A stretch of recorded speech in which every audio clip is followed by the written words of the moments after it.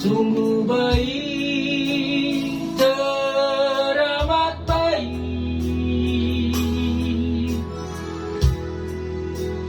Kadangkala kita tak mengerti, tak memahami rencananya. Kadang suka, terkadang duka, tapi semua dipakainya untuk kebaikan semua. Rencana Tuhan, rencana yang indah,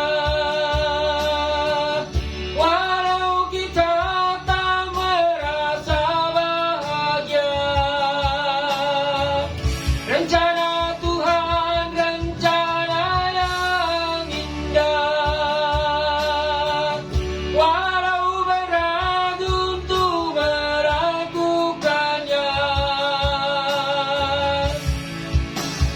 Itulah kasihnya, itulah cintanya bagi kita semua.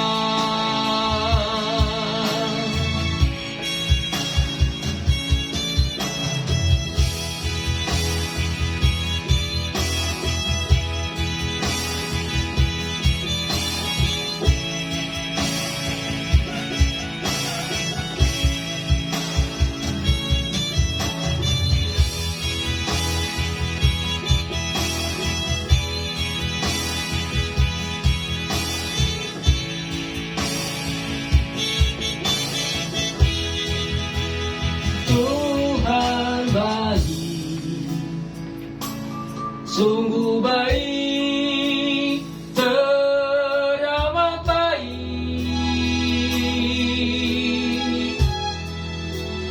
Kadangkala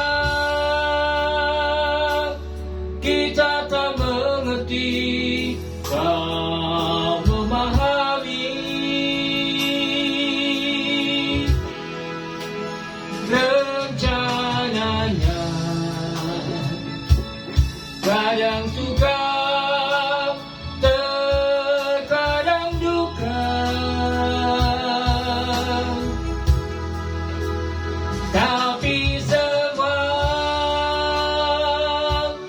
dipakainya untuk kebaikan semua. Rencana Tuhan, rencana yang indah, walau kita tak merasa bahagia. Rencana Tuhan, rencana yang indah, walau berat untuk meragukannya. Itulah kasihnya, itulah cintanya bagi kita semua. Rencana Tuhan, rencana yang indah,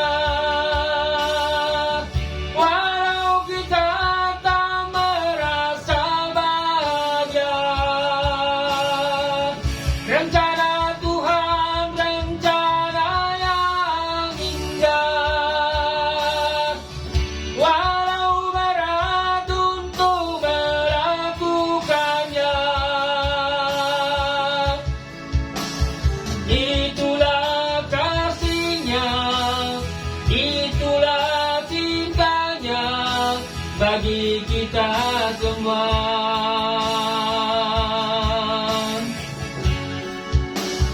Itulah kasihnya, itulah cintanya bagi kita semua.